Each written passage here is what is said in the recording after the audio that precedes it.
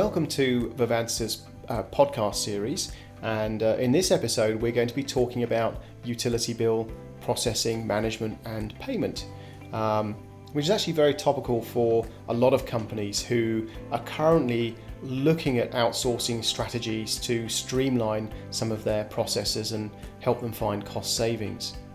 So today I'm joined by Ashley Gill from our solutions team, who's kindly agreed to join us and share the discussion. As Ashley's involved with energy consumers every day, she's promised to make sure we answer the questions you're keen to ask, because you know what, I'm bound to forget. So welcome, Ashley. Hello, Dan. Let's get to the first question. What is utility bill management? I don't think a lot of people know that this is a service. So utility bill management for most organizations that have larger portfolios, they are well used to receiving, processing, validating and paying bills, and utility bills can be an absolute bind for them. So if you're a small mum and pop shop and you've got one or two locations, you're going to have 2, 3, 4 utility accounts for each premise. So really it's not a big issue to be managing 4 or 8 utility bills a month. But if you have 1,000 locations, as a lot of our customers do, then all of a sudden that's a much bigger problem, because you will literally have 4,000 or 5,000 invoices flowing in every month. And that can overwhelm an AP team. So you'll have all those invoices coming in, and of course, as you know, the AP team has to make sure that payments they make are legitimate, so they have to do their checks and balances. And obviously they do what they can to validate the invoices. They'll be looking for any obvious shocks in cost, but it becomes tricky for them when you have that volume, especially when they're doing a race against time to get them paid, because most utilities will only give about 15 days to pay an invoice. So it's super important that they get through that process, and it's not cheap for a company to deliver that. So that's in a nutshell what utility bill management is. It's the outsourcing of that very time-consuming, administrative-heavy process of paying utility bills. But isn't this just all a core function of having a company, or what benefit is there to outsourcing it? That's true. I mean, account payable functions, of course, they're core functions to the business, but I think organizations are recognizing that in order to very quickly process and validate correctly utility bills, they need a deeper set of tools and knowledge and expertise to do that effectively, because it's just too much information, and it will slow the organization down. And if they try and do a better job of that, then they're having to employ more people to turn the handle on doing that, and it's just can get very, very expensive.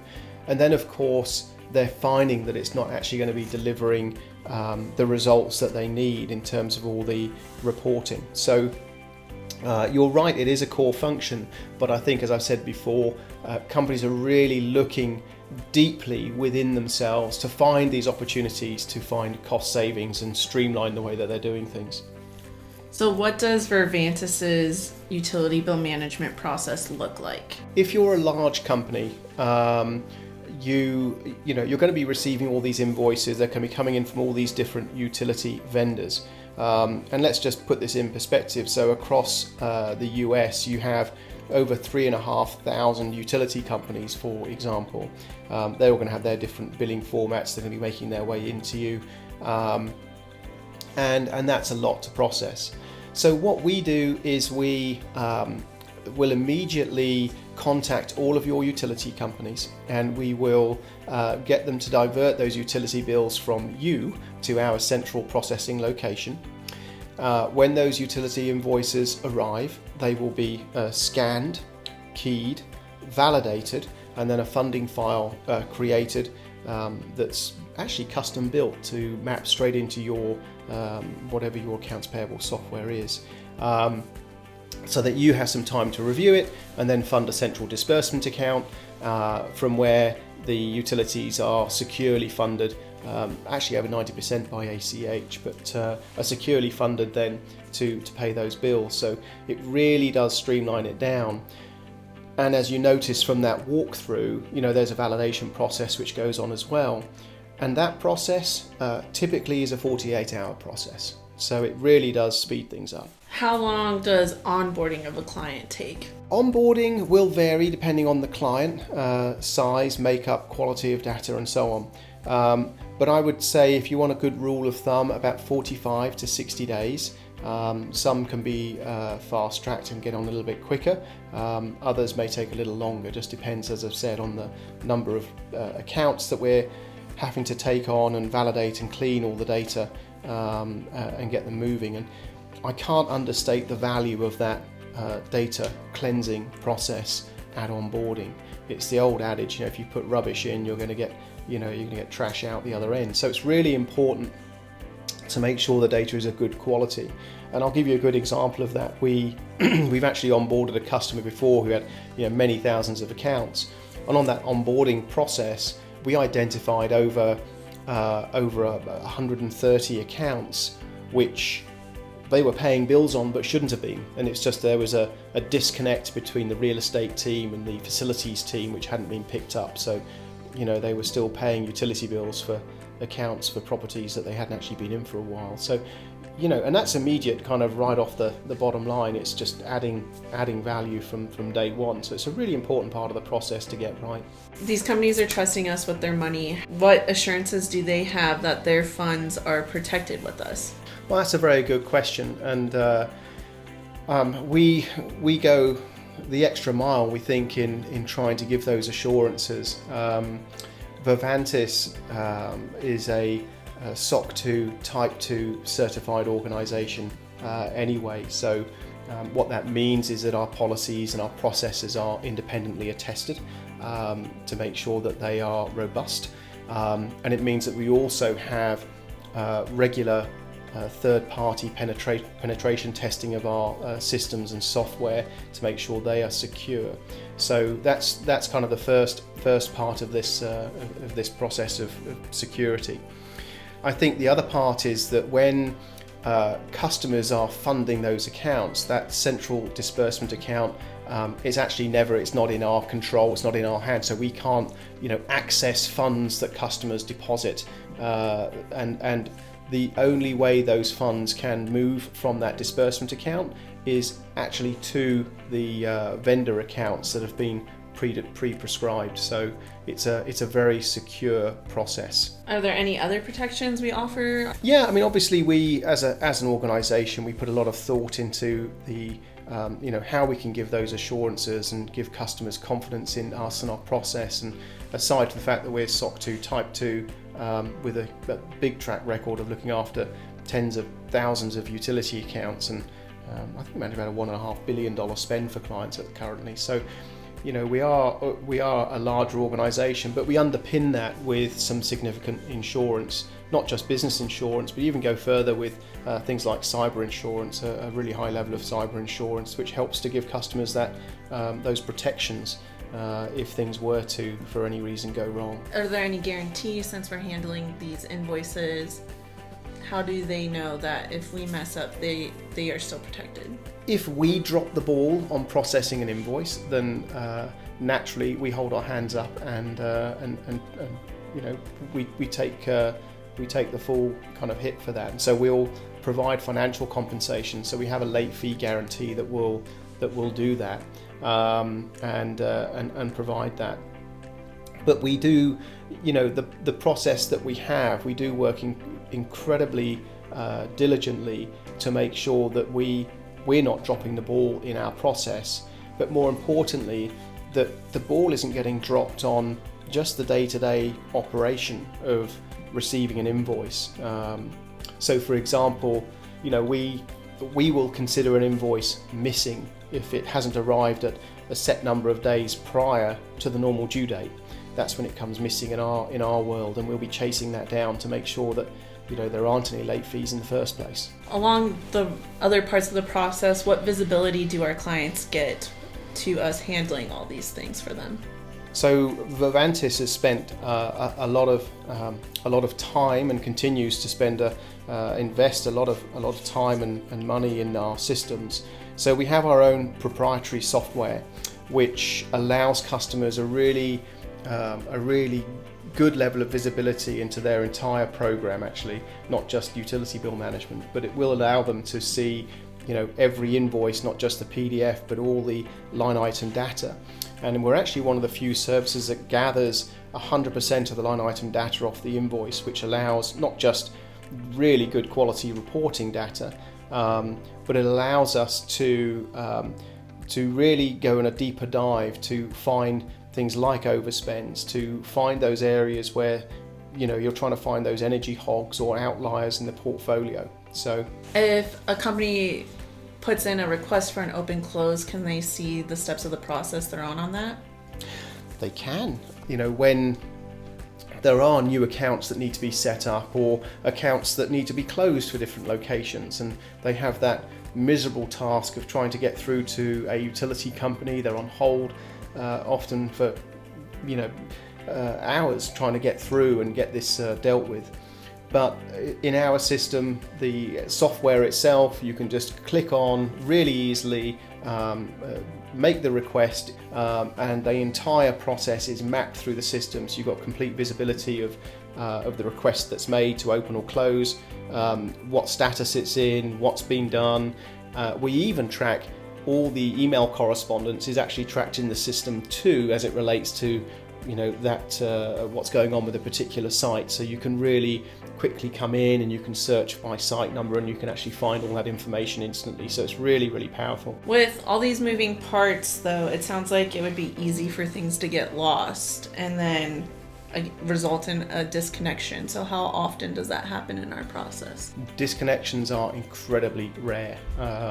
I won't say that they don't happen. They're incredibly rare. And in fact, in the 5 or so years that we've been operating, we've only ever had, I think it's 2 disconnections.